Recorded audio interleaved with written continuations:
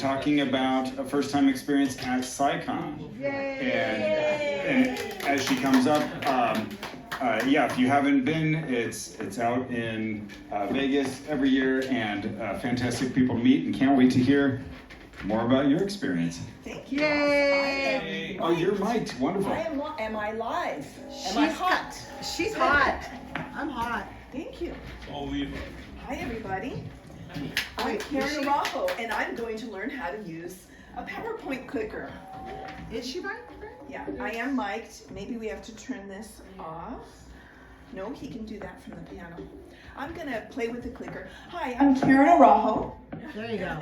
Hello, I'm Karen Araujo. And I'm so happy to be invited here today. Thank you to the wonderful AV team and all of the planners of SkeptiCamp LA. Yes, okay, we'll see if we go forward or back. Hi everyone, I'm here to talk about going to SkeptiCamp for the first time. That is the Committee on Skeptical Inquiry Conference. It was held in Las Vegas last year, and I'm going to tell you about my experience. So I was after attending the local SkeptiCamp in my neck of the woods. That's how I first became aware of the Monterey County Skeptics group. I live in Salinas, California. And folks in attendance included people that I was acquainted with through my volunteerism with the local Peace Coalition of Monterey County, HAMBA, which is the Humanist Association of Monterey Bay, the Unitarian Universalist Congregation, and political campaigns and local social justice causes for which I'd volunteered for years. Anyway, there's a saying that goes, and I rely on this a lot, which is, dime con quien andas y te diré quien eres, right? It basically means, tell me who you walk with, and you'll show me who you are, right? Who do you hang out with? I'll know more about you. So I use that a lot as a first entree to, do I want to hang out with these people? Do I want to get to know them more? And with this group, it was a yes, exclamation point. So at the Monterey Bay SkeptiCamp, I figured if all these folks were hanging out there, my kind of people. So I felt the same thing while in Las Vegas attending SkeptiCamp. Yay! Success. So we're displaying a banner right now from SkeptiCamp, and it says, the conference dedicated to science and skeptical inquiry, if that information is helpful to anyone out there. So Wendy Hughes, who is here today, and Susan Gerbic made it possible for me to attend. Thank you, dear women. And so I've also marked my calendar for the next one, which is going to be in 2026. There won't be one this year. We'll save up. There you go. So the way I'm going to do this are just little snippets, little postcards of my memory being there.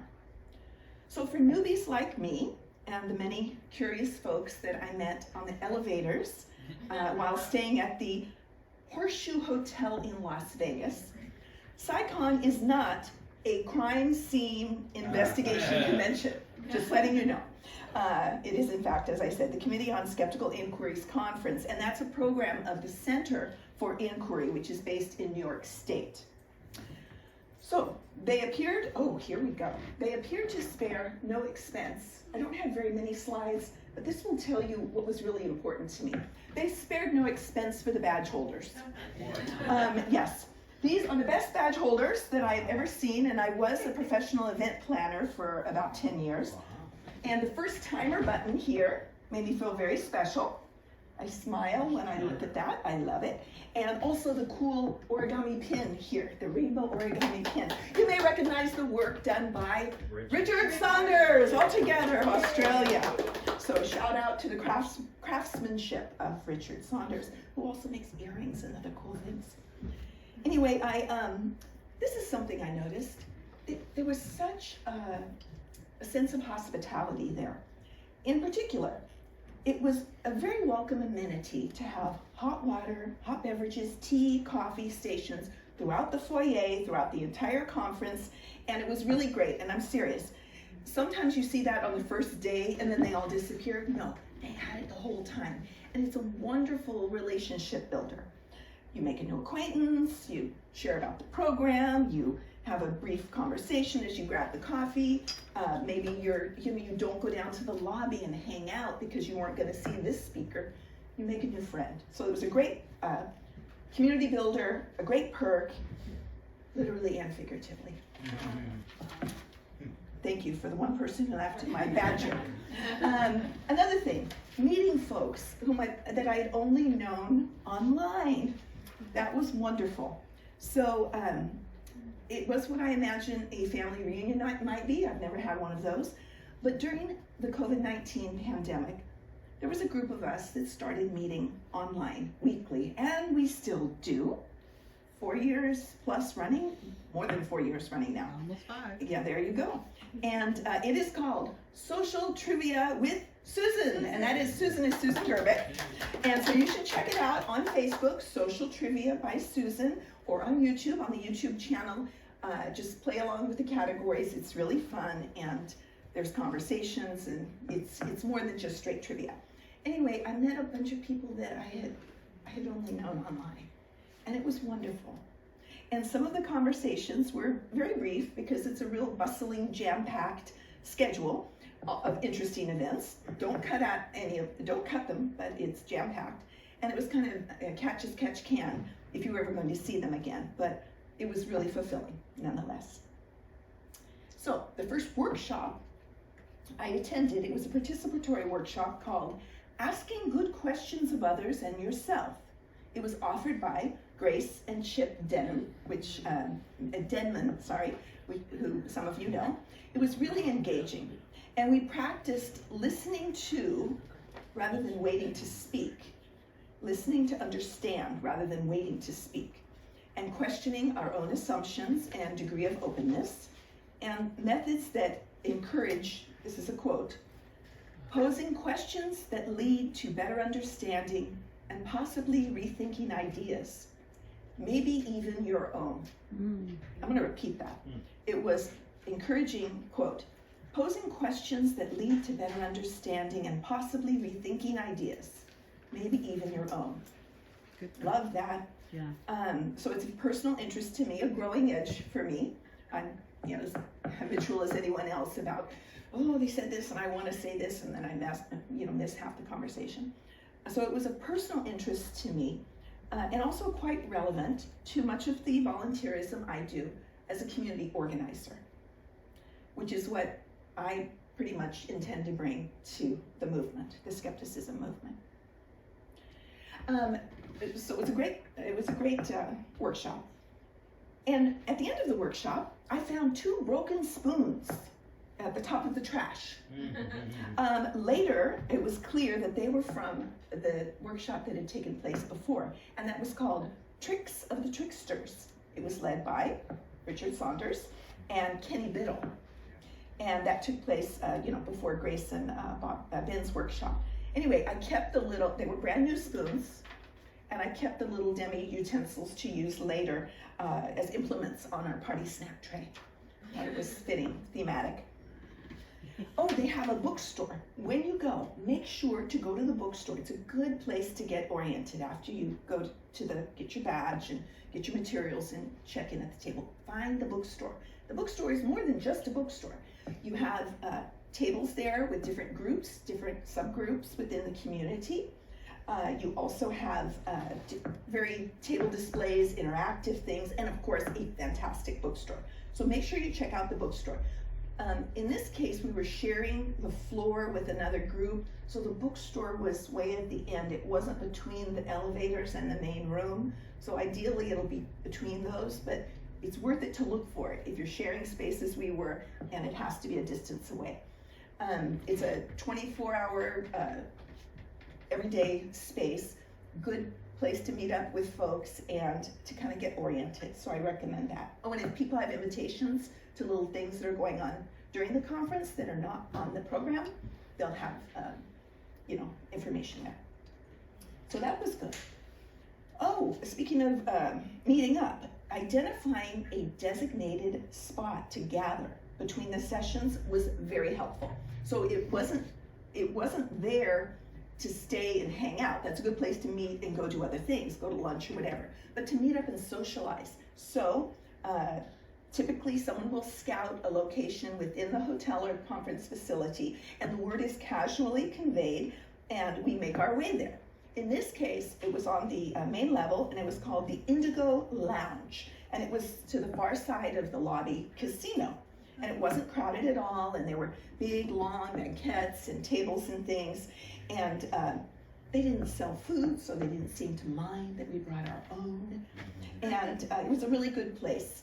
It would have been perfect had there not been gigantic TVs with sporting events and, you know, nonstop smoke, cigarette smoke, but, you know, that's Las Vegas. That wasn't just in the lounge. But anyway, you know, just ask around when you go, where's the meetup spot, and find it, and make the most of it. Okay, well, just like your average gal, contemplating that we are all on a tiny dust speck hurling through a vast, boundless universe is one of my favorite things to contemplate. Oh. So, add to my daily philosophical pondering that nothing really matters ultimately, and at the same time, everything matters in these 10 decades, if we're lucky, lives that we have, right? So, so with all of that, I was really looking forward to the keynote speech, Black Holes, the Most Confusing Objects in the Universe, offered by Brian Cox. Oh, yes, there were a bunch. Oh, look, here's Susan. But, you know, there was an array. You can see this, I'm displaying right now, the main speaker identification sheet. They give you this when you check in, and it's got pictures and names of all the folks. So if you see them when you're around, they're happy to converse with you, hang out, have conversations around that coffee and tea I was telling you about. So the first one was the Neil deGrasse Tyson and Brian Cox are displayed here in what I'm showing now. Anyway, so I arrived at the main session shortly after Cox received the 2024 Richard Dawkins Award, given by that guy on the side that I'll mention his name in a second. As I was walking across the length of the back of the room, because I came in late, so I bent forward so my antenna, more about that later, so my antenna would not be in the frame of the cameras that were lined up at the back of the room.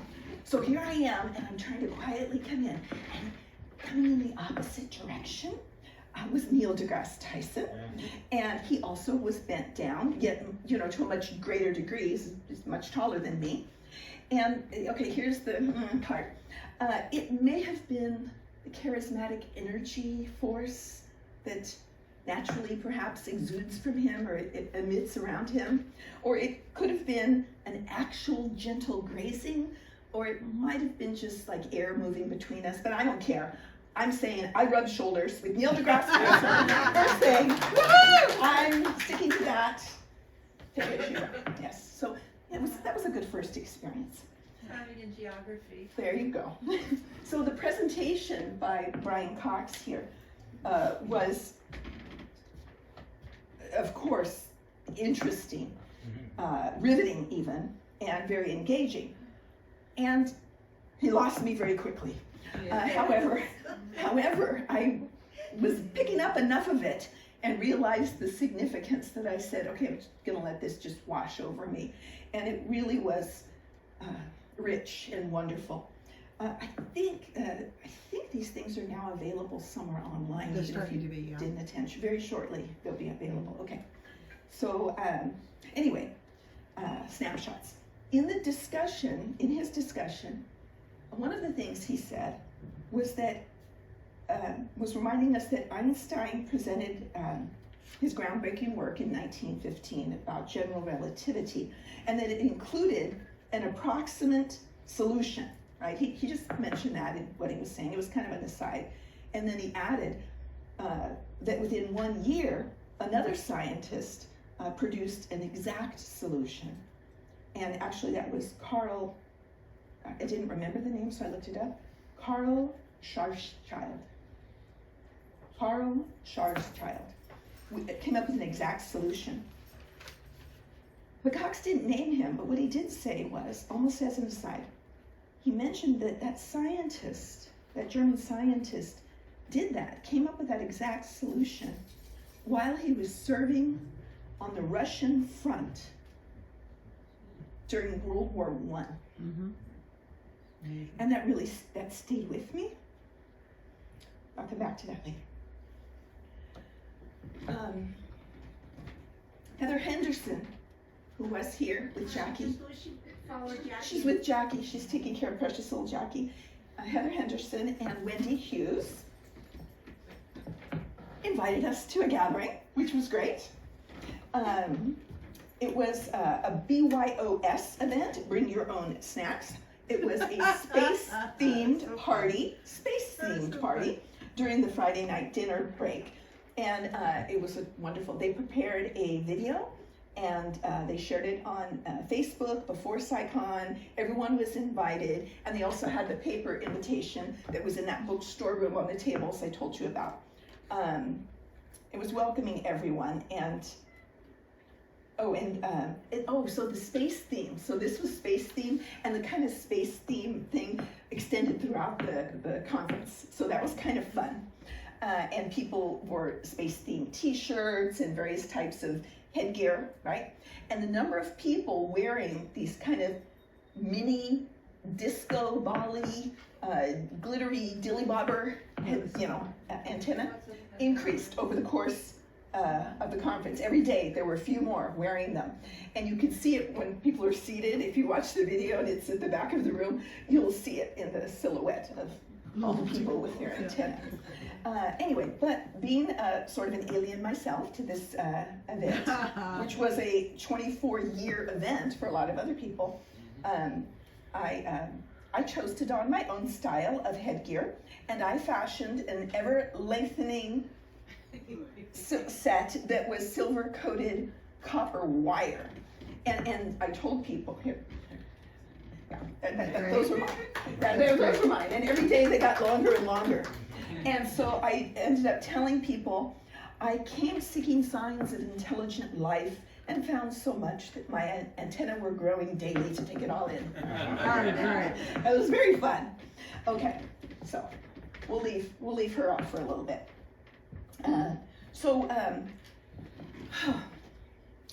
When Neil deGrasse Tyson spoke, so he gave the award to Brian Cox, but when Neil deGrasse Tyson took the stage himself the evening he spoke, he pulled chapters out of his book, Starry Messenger, Cosmic Perspectives on Civilization from 2022, right? And during the portion on color and race, so I was sitting down and listening to Neil deGrasse Tyson, and he made some comments, you'll see in the video, I recommend you watch it, on color and race. And I said audibly to those around me, I said audibly, that's right. And I may have even raised my hand and gone like that or something. And this man in the row ahead of me just kind of, very gently, he had a neutral look on his face. And anyway, I'm just going along with my antenna and my first time enthusiasm listening to Neil deGrasse Tyson. A few minutes later, I said out loud, and the man again goes, it kind of hit me. I thought, I didn't realize till that moment that, that no one in the room was making a sound. And it was lost on me. See, I come out of a union background, community organizer, political campaigns, things like that. And this was new. This was a new culture to me, and we want to be a polite visitor when you're coming to anyway. But I didn't notice it. So this guy I don't know who he is, but thank you, whoever you were. And so then we go on and on and on. And I was glad to say, oh yeah, this is their culture. Okay, so then when he was done, I thought, I'm done, and I thought, of course, that a standing ovation was in order. Halfway, no. So I made it halfway up before wait, okay, we're not doing that. There we go. we're plotting. That's what we're doing. But then I thought, this is what, and I don't know if this is true or not, but again, this is a first-timer's perspective, right?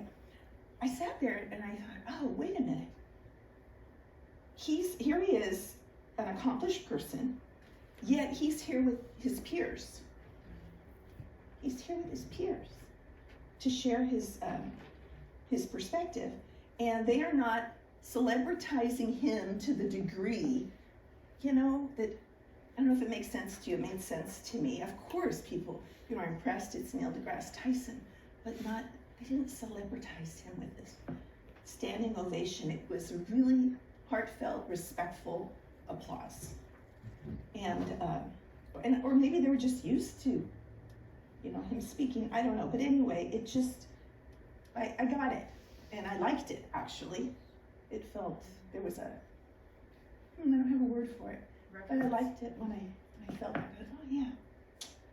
Okay, and so at night, Celestia Ward and Dr. Angie Friesel-Matke invited folks to their room to watch a newly released video. It was called, or is called, The Winchester Mystery House, Ghost Busted, Debunking Destination Fear. And you can find that on Coleman Watts's YouTube channel, Think This Through. Yeah, I think he also has a podcast, but I saw him, YouTube is where I found it again. Also, Adrian Hill is featured in that, as are other people. Anyway, it was hilarious, creative, wonderful to experience with 36 other people rather than just me and my device, right? And Deborah Workin is here tonight. I know she was in the room with us, and it was just something special to be packed in like sardines and laugh and watch that. So things like that happen in people's rooms, and it wasn't like cliquey or exclusive. It was just like anybody who heard was welcome to come, and come on in.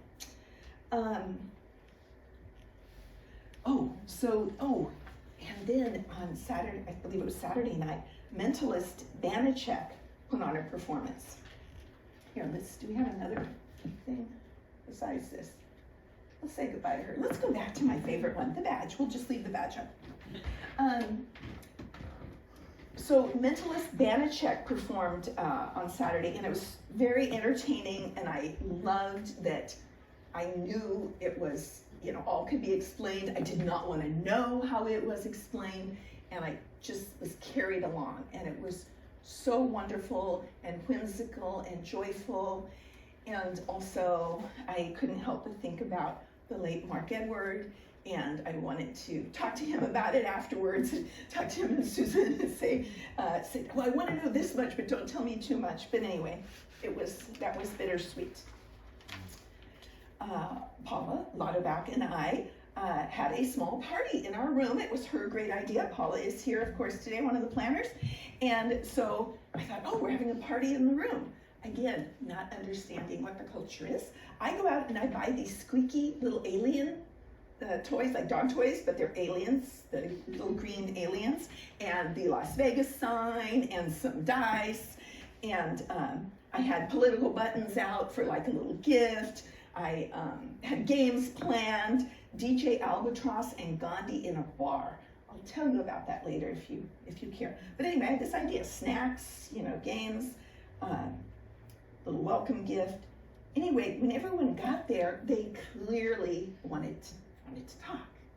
You know, this is a family reunion, right? And plus all these new presentations they've seen. So I'm like, oh, okay, cool. They want to talk about the topics of the day, analyze them, share, you know, deepen it. Okay, that's cool. So I'm kind of tending to the cheese platter and refilling the beverages and stuff. And the voices are getting louder and louder. And I'm like and there's like 3 groups of people, and they're some are yelling across the room to one another, some are rotating and moving around. And I'm looking and thinking, voices are getting raised. Are people upset? Oh no. Smiles, laughter, curiosity, question, you know, all of this.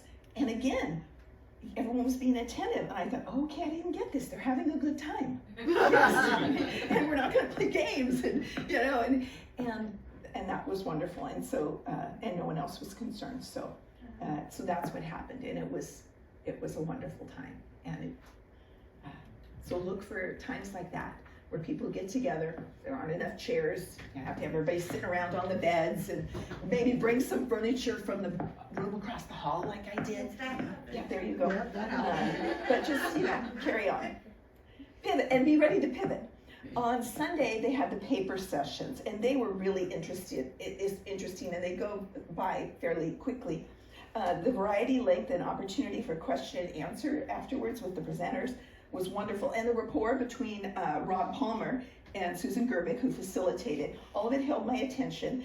And there was even one speaker who asked for help with specifics. He wanted to get a nonprofit started, and he said he wanted the ideas. So I went up to him afterwards and offered my expertise about nonprofits and recommended specifically the concept of a fiscal sponsor and being super careful about your bylaws rather than being in a hurry to get the nonprofit going, because those two things will save you a lot on down the line.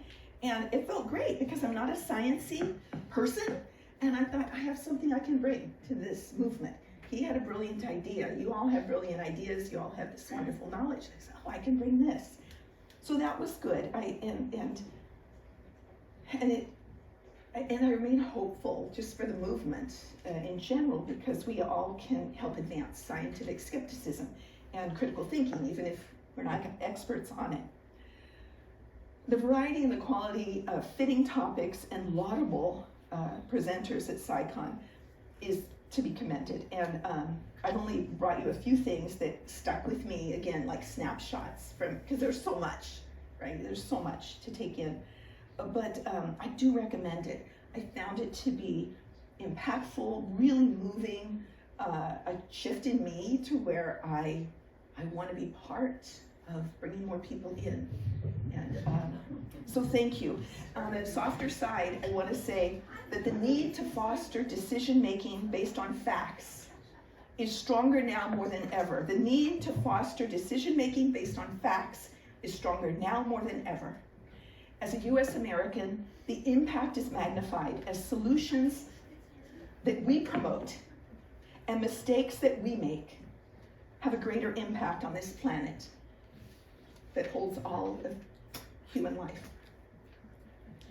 Dedication to skepticism is imperative, given the ease with which bogus information can seep into the devices and brains of people at this particular time in our Earth's history and our nation's history in particular right now. My mind lingers on the soldier. My mind lingers on the soldier referred to when Brian Cox spoke. That individual advanced science at the turn of the last century when he might simply have been another casualty on a battlefield. And I'm grateful that he was not. And still, my heart is heavy as I ponder the countless people whose ability to make a contribution to humanity will never be fully known. Mm-hmm. I'm boundlessly appreciative of those before and those now seeking to improve human conditions and lessen the suffering that where we are, we're all seeing and experiencing war, disease, poverty, environmental degradation, and much more. Science has solutions. Scientific skepticism, critical thinking is the path to solutions. We have to be based in reality. We have to be based in reality to address and accomplish those things. Thank you, unconventional conventionists. I look forward to interacting, hanging out, making friends, and walking the skeptic's path with more of you. So, adelante. Fantastic. Thank you so much, Karen. Thank you for sharing that. All right, now I think we've got some comedy next with Funny Eddie. Hey, there he is. Excellent.